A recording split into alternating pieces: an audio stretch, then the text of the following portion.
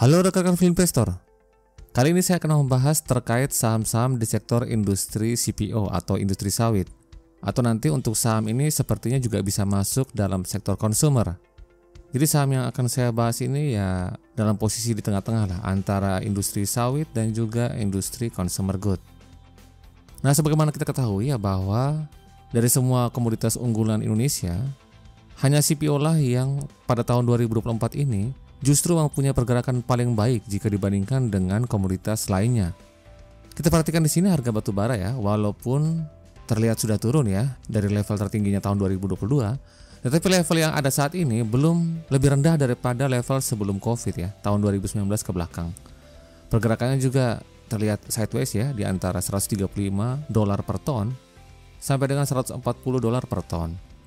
Ya, walaupun dalam jangka panjang terlihat memang trennya naik, tetapi fluktuasinya terutama di kuartal terakhir ini trennya agak sedikit menurun. Lalu kita perhatikan pula pergerakan harga nikel.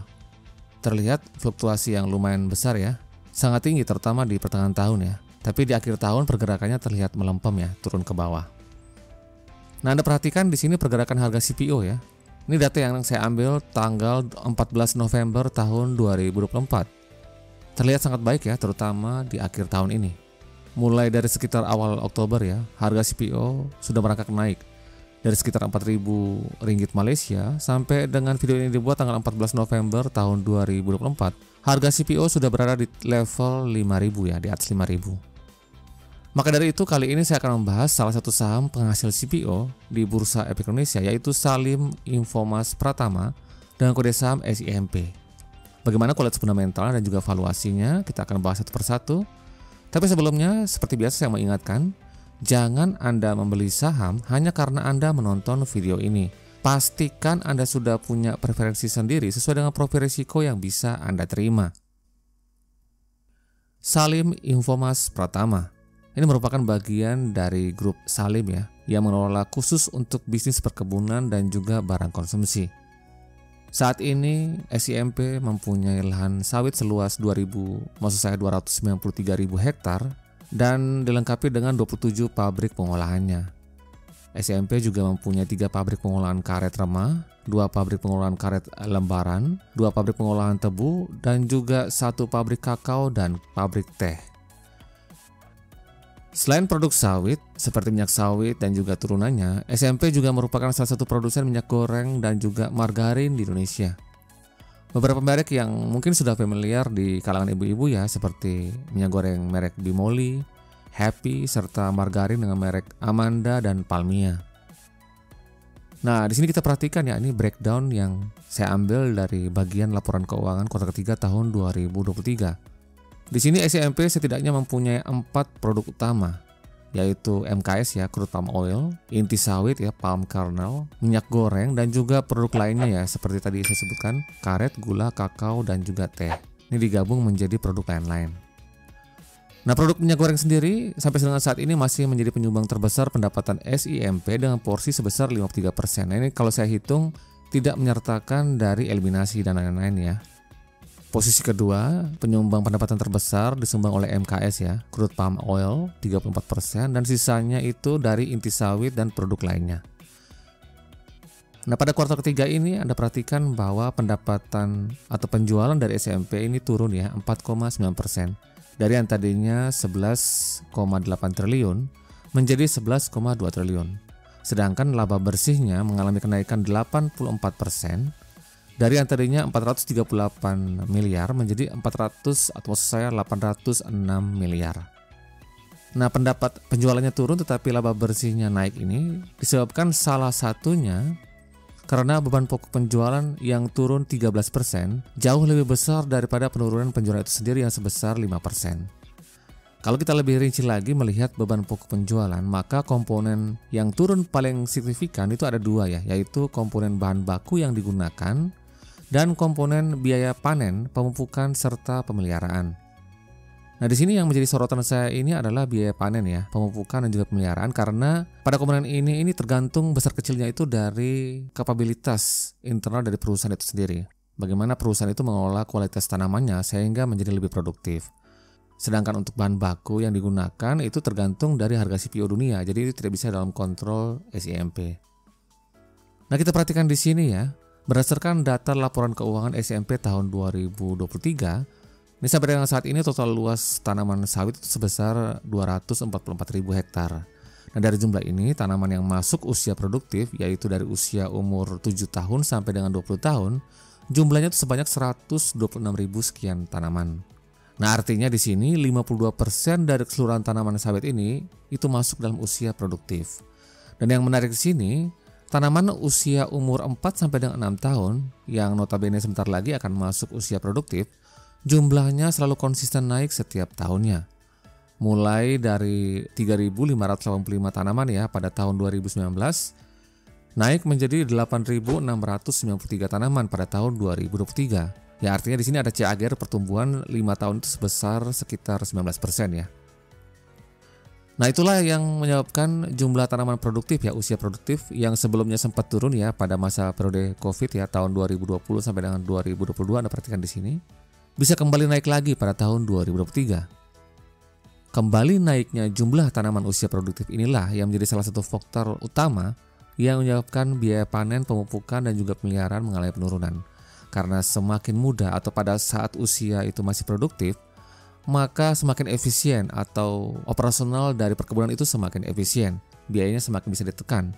Biaya panen, biaya pemupukan, dan biaya pemeliharaan itu lebih murah untuk tanaman-tanaman muda atau usia produktif ketimbang tanaman tua.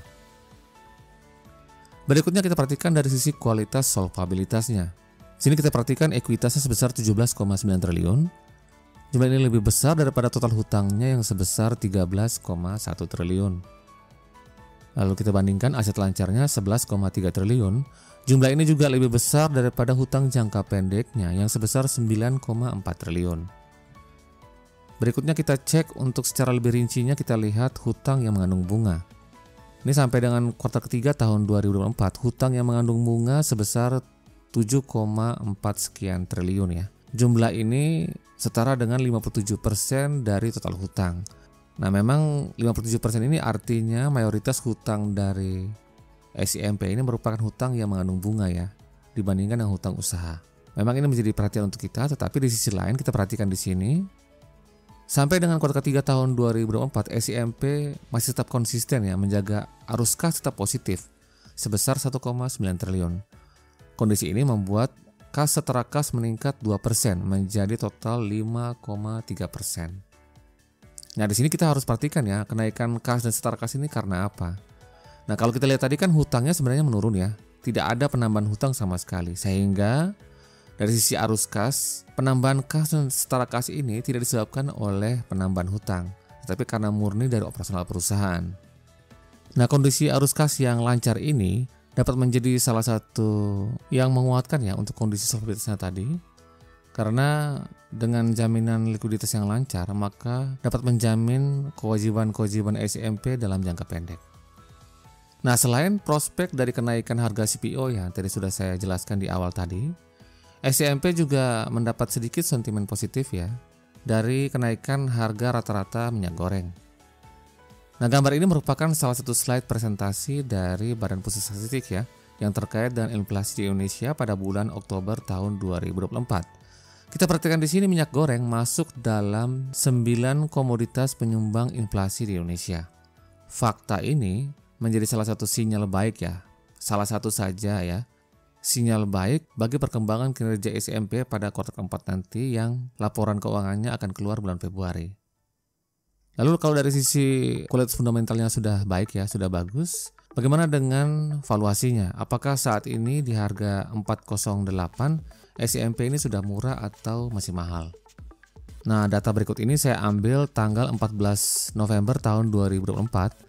Harga 408 PER-nya 5,88 kali, PBV 0,35, ROE atau Return on Equity 0,97, ROA-nya Return on Asset 3,01%. Dividend yield ya yang sudah dibagikan tahun 2024 itu menghasilkan yield sebesar 2,45%. Pertama kita lihat harga wajar berdasarkan price to book value.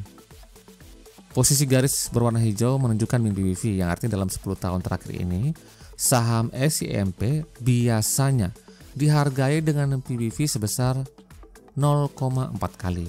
Nah, saat ini di harga 408 PBV-nya 0,35 kali, sehingga di sini kita perhatikan saat ini valuasinya masih di bawah dari rata-ratanya selama 3 tahun terakhir. Sehingga di bawah ada perhitungan harga wajarnya berdasarkan min PBV, kita dapat harga wajar dari SIMP harusnya sebesar Rp464 per lembar saham. Jika kita bandingkan dengan harga saat ini, maka harga saat ini masih memberikan kita diskon atau margin of safety sebesar 12%. Berikutnya kita lihat dari rata-rata price to earning ratio atau PER ya. Ini dasarnya dari EPS, earning per share laba bersih tadi, dibagi jumlah saham yang beredar. Di sini kita perhatikan dulu grafiknya ya. Grafik ini menunjukkan rata-rata PER SIMP selama 3 tahun terakhir. Posisi garis melintang berwarna hijau menunjukkan min PER yang artinya dalam 3 tahun terakhir, saham SIMP biasanya dihargai dengan PER sebesar 6,64 kali. Nah, saat ini pada harga 408, SIMP mempunyai PER sebesar 5,88 kali. Ini artinya dari sisi PER juga masih lebih rendah dari rata-ratanya selama 3 tahun terakhir. Nah, di sini kita menggunakan data EPS CTM ya, Rp71,28 per lembar saham. Kita kalikan dengan rata-rata min PER-nya 6,69, kita dapat harga wajar dari SIMP berdasarkan dari price to earning ratio itu seharusnya sebesar Rp477 per lembar saham. Jika kita bandingkan dengan harga saat ini 408, maka pada harga saat ini SIMP masih menyediakan kita margin of safety sebesar 14,44%. Jadi dilihat dari PER maupun PBV, saat ini SIMP masih memberikan kita MOS yang cukup ya, relatif murah untuk saham sektor consumer plus perkebunan.